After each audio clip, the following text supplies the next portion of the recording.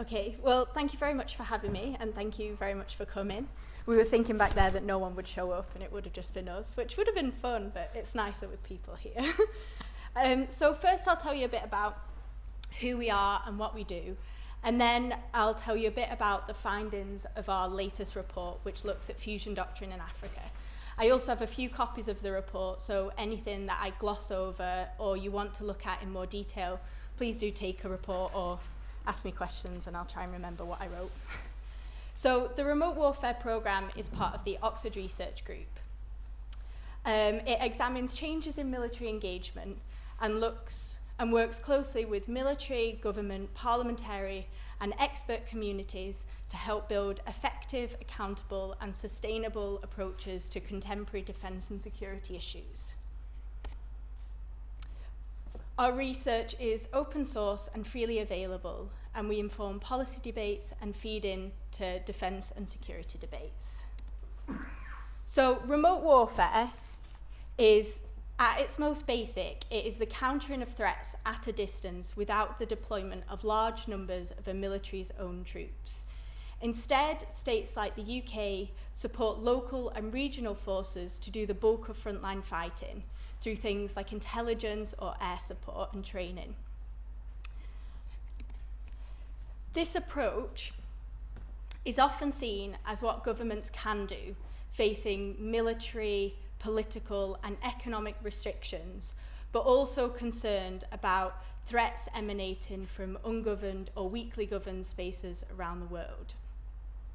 There is a risk, however, that this approach is seen as risk-free, when in fact the costs of this form of intervention are often, rather than not there, are often poorly understood, which is something that I'll talk about a bit in this presentation.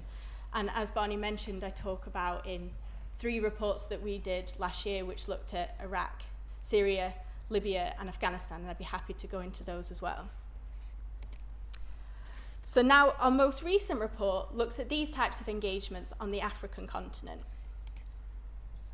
So just before I go into what our report says, I'll just go into the 2018 National Security Review, which announced the launch of a new Fusion Doctrine, which promised to strengthen our collective approach to national security. And for its part, the Ministry of Defence promised in its Modernising Defence programme to extend its own contributions to these broader governmental efforts. So this isn't the first time that the UK has tried to do this. It's the latest iteration of efforts, which have been ongoing since the 1990s and arguably even before then, to bring different government departments together to respond as one when addressing instability and threats abroad. Fusion Doctrine aims to build and improve on these previous efforts. And this year, it seems that this will continue under the Johnson government with the integrated review, which again emphasises a focus on a whole of government approach to instability and domestic problems. Yet despite this impressive progress, there are a number of challenges that still remain. While the UK has proven its ability to respond in times of crisis, it is much less able to create routine fusion that systematically brings departments together when the threat is less pronounced, which is the case when it comes to remote warfare.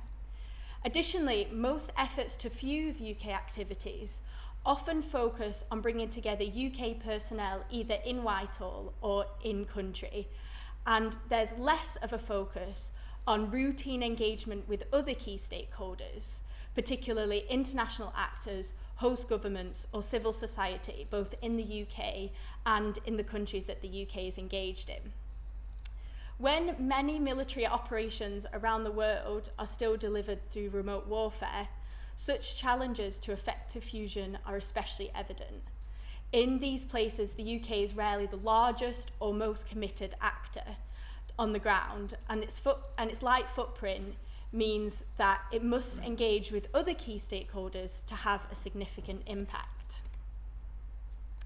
The Sahel and the Horn of Africa are congested spaces for these types of activities, with the number of international actors the UK and a variety of international institutions, other states, and private companies, providing support to local and regional actors in a variety of ways, including training and intelligence, to, for instance, address terrorist groups in the region, build stability, or solidify national influence. All of this happens with minimal coordination, and because of this, it can be deeply destabilising. The UK has sought to address some of these problems. In August 2018, then Prime Minister Theresa May visited South Africa, Nigeria, and Kenya, and while there, she announced a new approach for the UK to its partners in Africa. She said, "I want to create a new partnership between the UK and our friends in Africa, one built around shared prosperity and shared security." The MOD has an important role to play in this, and particularly in undertaking remote warfare in the region. For instance, the Foreign and Commonwealth Office said that UK training partnerships with countries like Kenya, Uganda, and Ethiopia enable us to further our objectives and build peace and stability in Africa. To understand what these changes mean for UK military operations, we conducted field research in Mali and Kenya in September 2018, interviewing senior British and international soldiers undertaking these operations. We also interviewed British soldiers rotating out of Nigeria and Somalia, both over the phone and face-to-face, between October 2016 and October 2018. These soldiers were ranked from major to brigadier. Additionally, we conducted a series of closed-door roundtables with British and international experts from academia, the government, civil society, and local experts from the Sahel and the Horn of Africa region between March and September 2019. Since we released the report in November last year, we've also been presenting the work to policymakers and practitioners, asking them to comment on the findings. This research and the subsequent meetings have highlighted opportunities and challenges for the UK as it seeks to implement Fusion Doctrine, to deliver for its partners in Africa and fulfil UK objectives, especially when it comes to remote warfare. As Fusion Doctrine is rolled out, this provides a chance to address some of these enduring challenges and exploit these opportunities. To achieve this, we suggest a 5-step approach to making Fusion Doctrine work. First, there needs to be whole-of-government thinking in Whitehall. Second, there needs to be an implementation of this approach in the countries that the UK is engaging in. Third, there needs to be coordination with international efforts already happening in the countries that UK is engaging in. Fourth, there needs to be an establishment of a meaningful dialogue with the host country. And fifth, there needs to be a meaningful dialogue with civil society, both in the UK and in the countries that the UK is engaged with, and in Parliament. I will take each of these in turn and then conclude by suggesting 2 ways to improve the UK's approach. So, first, creating Fusion within Whitehall has arguably received the greatest focus from policymakers. This began well before the latest announcement of Fusion Doctrine. For instance, the creation of the National Security Council in 2010 has been championed as a way to bring different strands of government together to debate and discuss UK engagement. Additionally, a desire to create a shared language and shared sense of purpose between departments led to the creation and greater investment in the stabilisation unit. The increase in joint working groups has also allowed departments to formally and informally increase their sense of shared understanding. One expert we spoke to said that every major country in the world is trying to do whole-of-government thinking, and ours is comparably quite good at it. With Fusion Doctrine, there's signs that this will improve further. So, for instance, the creation of a senior responsible officer position makes one person accountable for building a common culture of a common purpose across departments in the delivery of one of the National Security Council objectives. But despite this significant progress, the Joint Committee on National Security Strategy said in its review of the UK strategy, the UK government has become accustomed to talking a better game than it plays when it comes to national security. These concerns reflected the views from experts that talked to the committee and worried that Fusion Doctrine would face many of the same problems of previous efforts to build a whole-of-government policy making. In particular, and this was said by Lord Stirrup in a debate on fusion in the House of Commons, that for it to be successful and not just the whim of the year, it will require a fundamental shift in culture. But as he noted at the time, this is one of the most difficult things to achieve. Some of the people we spoke to suggested this continued to be a problem in UK strategy making. For instance, differences in departmental culture often meant that the MOD had developed a strategy long before the other departments. This led to frustration, with the MOD waiting for other departments to catch up, but then other departments feeling dictated to by MOD. One soldier said that the military will spring to it and then be accused of making other departments dance to a military tune. This was also highlighted by participants at our roundtables. For instance, one said that diplomats, the role of a diplomat is to keep options open, whereas the role of a military personnel is to shut options down, to get a decision, and this often leads to frustration when trying to work together. When grappling with these differences, the answer is not, and we wrote that the answer is not to have MOD, DFID and FCO homogenise and lose their individuality.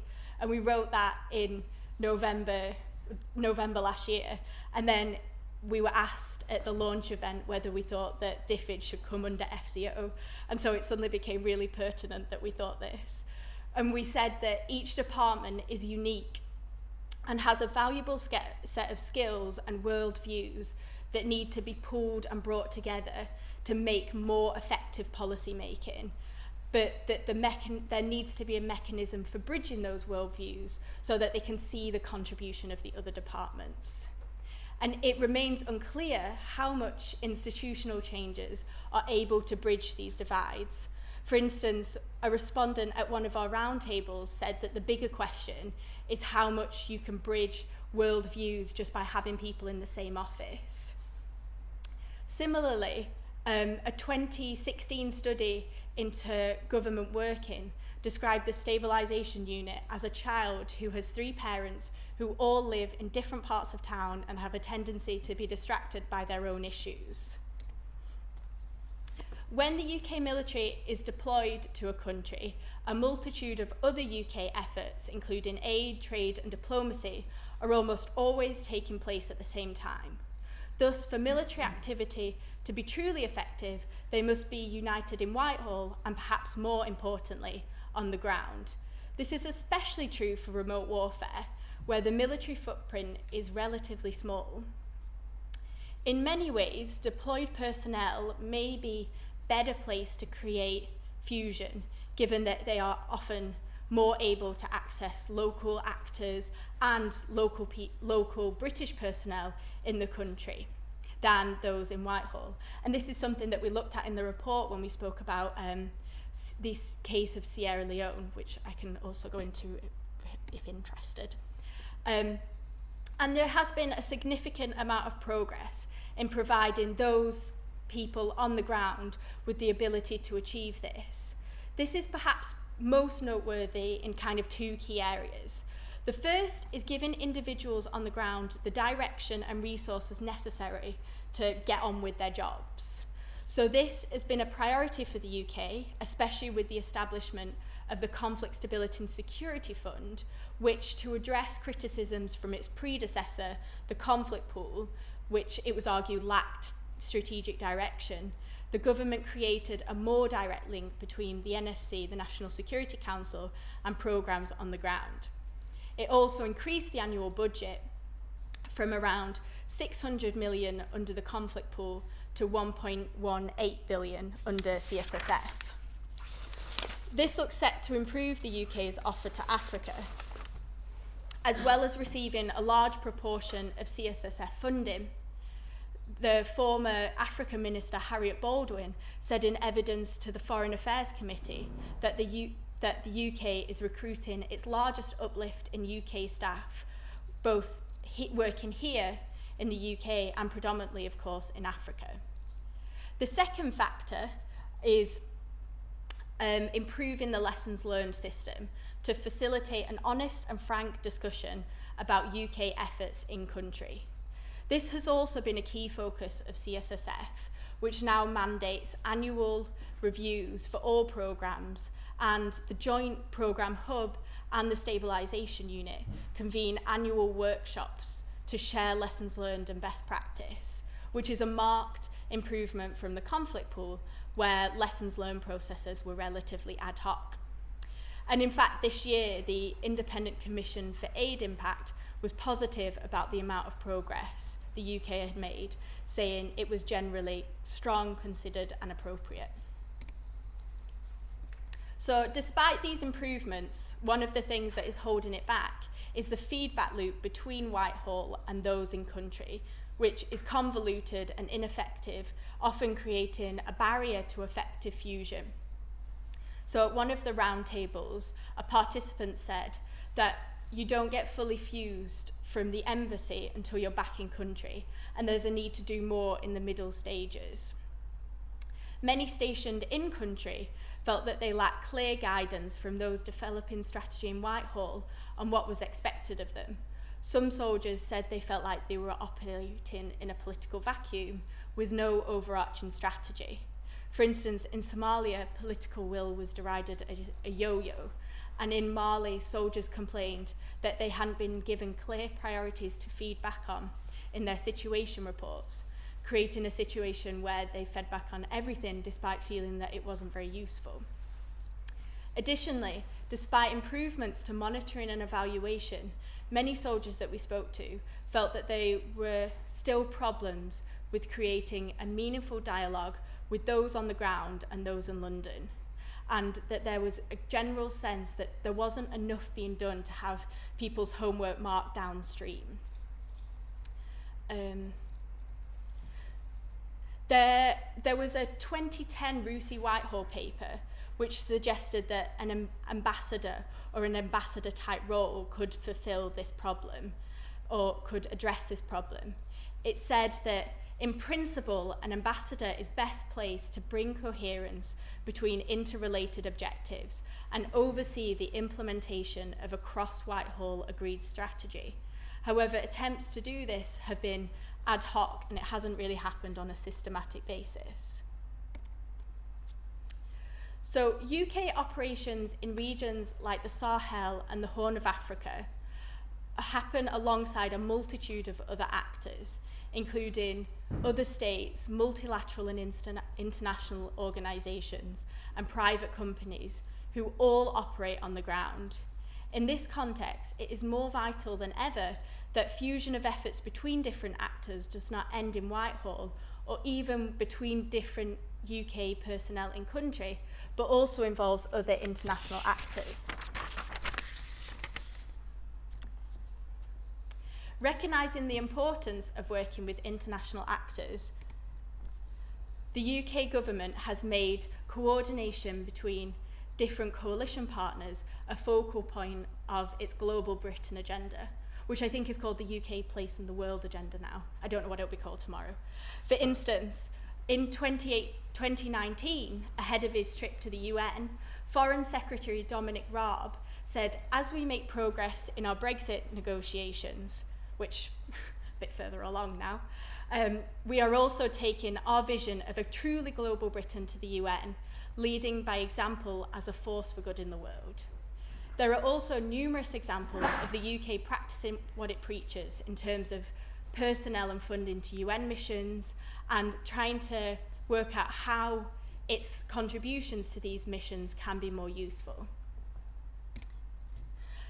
Making its contributions to the international engagement in places like the Sahel and the Horn of Africa useful are not that easy, because the international approach tends to be defined by numerous actors engaged in parallel and often disjointed activities, which end up duplicating and even contradicting the efforts of allies, never mind not allies. So, for instance, Paul D. Williams said of international support to AMISOM, so the African Union mission in Somalia, that while the volume and variety of activities requires careful coordination, they have been characterized by fragmentation rather than unity of effort. One reason for this is the complexity of balancing national, regional, and international objectives. However, while at times this is inevitable and even unavoidable, it can become deeply problematic when nations pursue their own agendas at the expense of regional stability.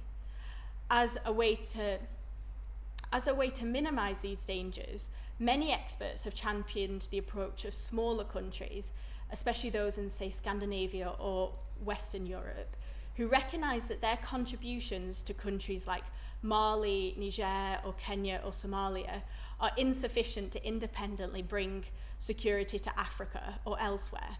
And so instead, they focus on fitting their contributions into broader international efforts. In contrast, many of these same experts felt that the UK had not adopted such an approach, and at times pursued a global Britain agenda for its own international reputation, rather than because it believes its objectives are best served by pooling capabilities. As one roundtable participant said, at times, the UK wants to be a great power but lacks any of the capability. For instance, there appeared to be a risk that UK political access and influence was prioritised above actually improving the international effort. The Foreign and Commonwealth Office recently said in evidence to the Foreign Affairs Committee that the fact that allies and competitors are offering more to the African continent means that the UK should make itself stand out to remain competitive, rather than assessing how it can contribute to these other international efforts. This reflected conversations we had with British soldiers in Kenya and Mali.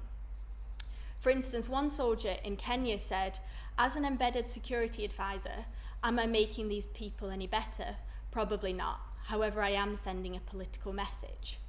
Seeking influence in such a way can risk the worst of both worlds, where the UK fails to build lasting political influence and adds to the ineffectiveness of the international effort. For instance, the UK has said that a key reason for its pivot to the Sahel is to improve alliances with France, Germany, and the African Union as we exit from the European Union.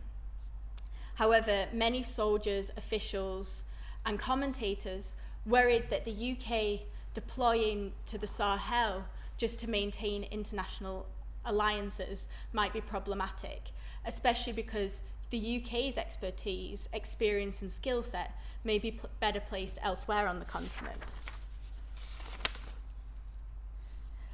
As the UK's international engagement is increasingly scrutinised, especially as it leaves the EU, ensuring that its contributions to especially European allies are effective will be crucial. Added to this, it seems counterproductive to succeed in getting all of Whitehall to respond as one, only to end up duplicating existing efforts once engaged. Even beyond this, the eventual success of the UK's strategy will inevitably be decided less by the UK or even its international partners' perfect planning processes, and more by domestic factors at play in the host nation. This is largely down to two factors. First, states in Africa, as elsewhere, will inevitably decide the sustainability of projects within their borders.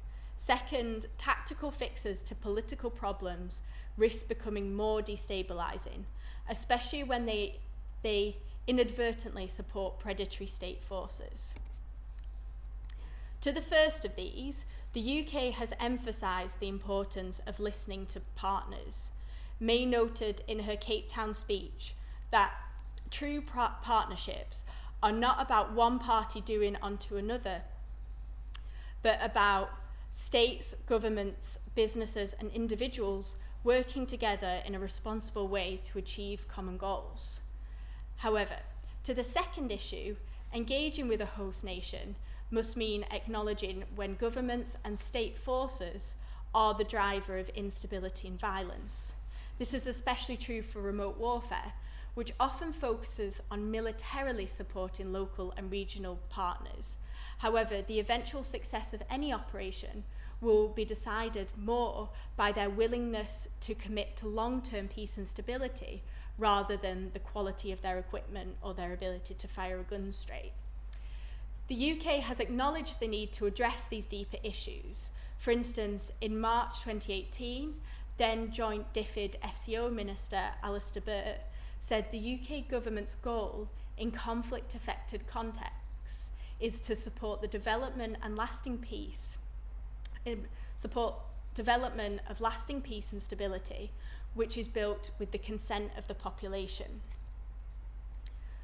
While the UK has acknowledged the need for a meaningful conversation with host nations, it remains unclear how much it is building feedback it receives from partners into planning and strategy making in an institutionalised or systematic way. In some interviews, we heard the UK involved its partners once it had already made up its mind about a course of action. As one interview said, we focus on why we're in country, but it's important to see it from the recipient's point of view. Some scholars have argued this is part of a wider problem that many states and donors often do not ask partners to shape the analysis or design of and implement the programme. Instead, they're often asked to comment on plans already made. This can undermine effective dialogue if the UK presents a ready-made plan for a yes or a no, with states often choosing to accept the programme, the training or whatever it is, even if they don't think it's very useful.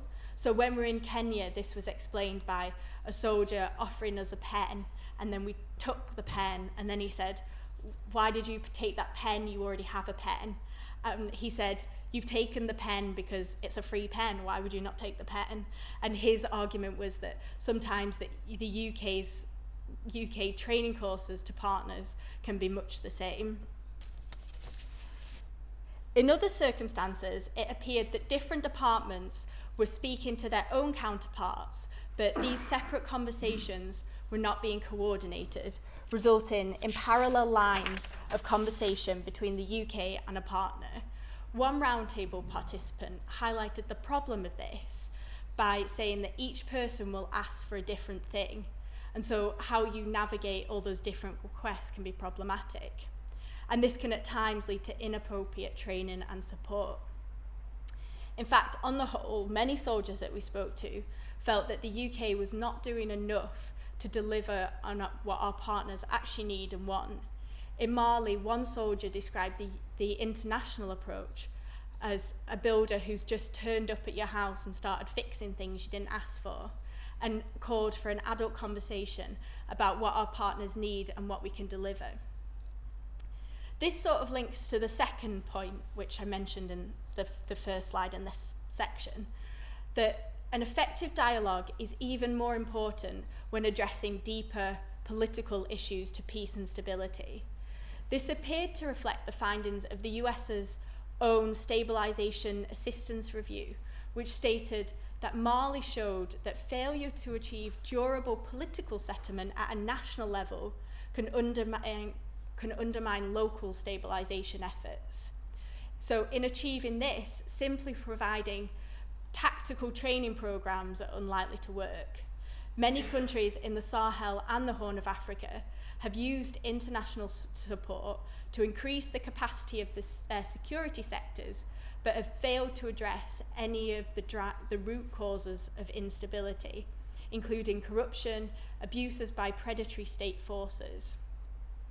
In this sense, short-term activities which focus on defence and security institutions but allow oversight to remain weak and ineffective can lead to a situation where rights-violating states are better equipped to do what they have always done.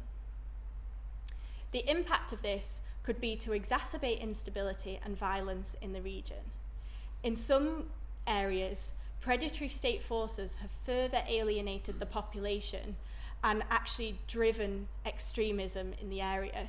So for instance, in Somalia, we spoke to some soldiers who said that the abuses of the Somali National Army were a big recruitment tool for Al-Shabaab because, I quote, they rape, steal like everyone else, but this time they do it with a uniform and a Somali flag on it.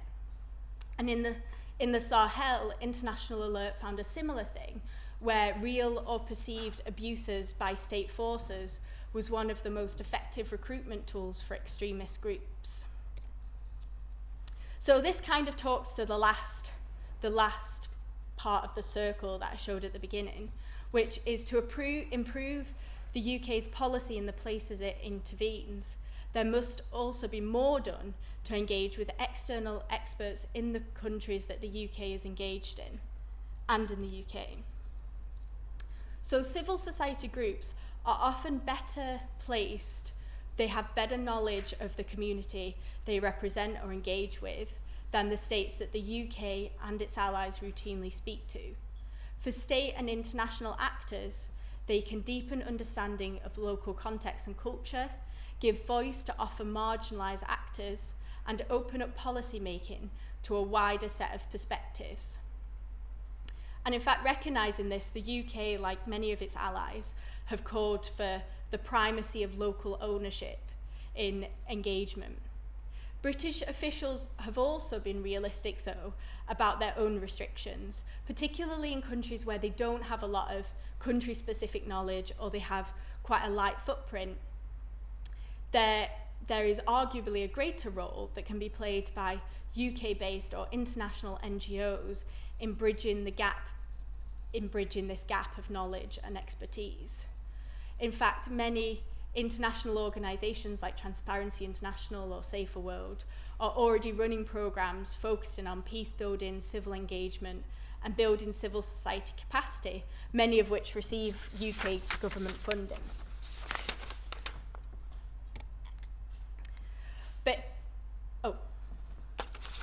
Sorry, I nearly finished way too soon. I have way more to say.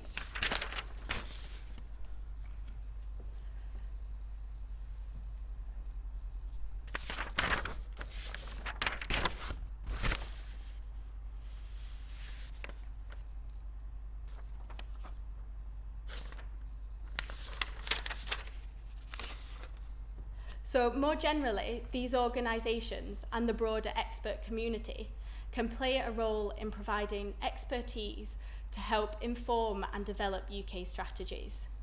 Acknowledging this, the UK has long sought to improve engagement with external experts. The UK government's own Chilcot checklist now encourages practitioners to avoid groupthink by engaging external experts. And more recently, the MOD has promised to create a defence policy review board of external experts to bring fresh perspectives and challenge the department and makes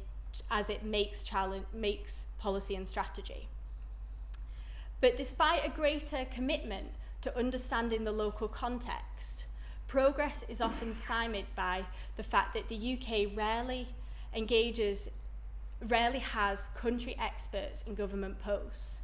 This is especially problematic when it comes to remote warfare, which often sees the UK on a light footprint with limited funding and more restrictive rules of engagement, especially when it comes to regular soldiers, meaning the prospects of people being able to undertake long-term engagement with civil society are poor. These shortcomings were reflected in our own interviews, where a number of international NGOs in Mali told us that international militaries engaging in this space often don't understand these local dynamics, or they rewrite the narratives to fit in with what they want to do. A roundtable participant also said of Somalia that we've been there since 2012, but we have zero country-specific knowledge, or we have the knowledge, but we're just not passing it on effectively. A number of soldiers also said that they felt there could be more context-specific training material. Thus, achieving better policies may involve creating the space for external engagement to fill the gaps in the UK's knowledge and check UK strategy. To do this, the UK needs to be more transparent and more willing to engage with an external audience. Parliament may be a natural place for overseeing UK activity abroad. However, it's currently facing a number of challenges to doing so. Committees have complained that ministers are not engaging with them sufficiently. For instance, the Defence Committee noted in 2018 that they considered the National Security and Capabilities Review to be an unnecessarily closed process from which Parliament was almost wholly excluded. These problems become even more acute when it comes to engaging with civil society. Even civil society groups delivering on UK strategy are not always well informed about what Britain is trying to achieve. For instance, the Conflict Stability and Security Fund framework suppliers complained to the Joint Committee on National Security Strategy that their ability to understand and respond to the government's priorities is hampered by the fact that National Security Council strategies are classified. So it creates a kind of weird situation where implementers are building projects without really understanding the UK's theory of change. Beyond this, we heard from experts with experience in government and in civil society that while cross-government consultation was happening much better, consultation between government and civil society was not improving at the same pace. For instance, civil society groups, about 100, convened last year to call for a more meaningful conversation with the government. And in our own research for the report we did in 2018, we were told that when external engagement happened, it was often an expert would be asked to speak about a very specific thing or answer one specific question, rather than allowing for a more general discussion about possible issues that the UK might have missed or problems with the UK strategy. So in the report that I have copies of, so please take one, we have a box at the end of each section which has good case examples of where the UK or some of its partners have gone a good way in achieving one of these 5 steps that I just noted. So for example, we examine how the Joint Emergency Services interoperability principles was good at building a shared common language, and we look at why giving power to competent individuals in Sierra Leone was effective in achieving the UK's objectives in the country. And we look at how Belgian Special Forces focusing on building shared international approach was effective in both improving Belgium's national influence and in achieving a better training programme while they were there. And then at the end of the report, we suggest some ways which draw on each of these five steps, look at ways to make Fusion Doctrine more institutionalised and more systematic. I'm not going to go through a full list of the policy recommendations because I think that'd be quite boring. But I thought maybe I would just talk about 2, and then I would be happy to go into some of the others if it's of interest. So the first one that we recommended kind of addressed the concern that was raised throughout the research about how well lessons learned were being drawn from the ground and built into Whitehall policy making. We suggest in the report that creating a senior responsible officer at country level that kind of measures that one at the NSC level might be a good way to coordinate diplomatic, military and developmental and trade efforts to deliver on the aims of Fusion Doctrine in country, and could be held personally responsible for improved coordination at country level. The benefits of such an in-country coordinator with strategic oversight have already been documented. For example, as I mentioned before, several experts that we spoke to for this report emphasised that the UK's response to the Ebola crisis in Sierra Leone was greatly improved by the designation of a single person who was based in DFID but had experience of working in the FCO and the MOD as a coordinator for the entire UK response. This may require additional personnel in country, but it would go a good way to making Fusion Doctrine work in policy and in practice.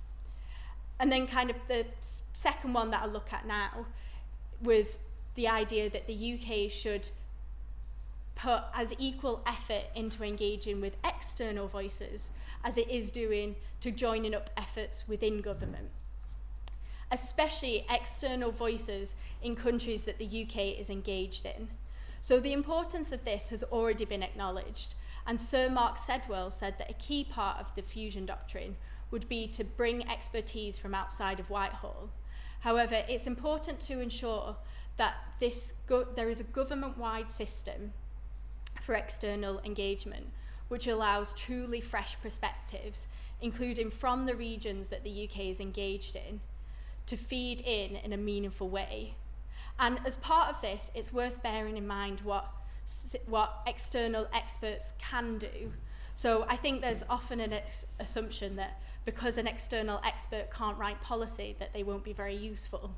And so instead, perhaps moving beyond red teaming or asking a specific question to have a more meaningful conversation. And then I'll just finish. So these are just two ways that we said could start to make the UK's success more systematic and make Fusion Doctrine more than just a latest buzzword in whole of government thinking, but actually deliver on UK national objectives, improve the UK's offers to partners on the continent, and improve the UK's contribution to peace and security more generally.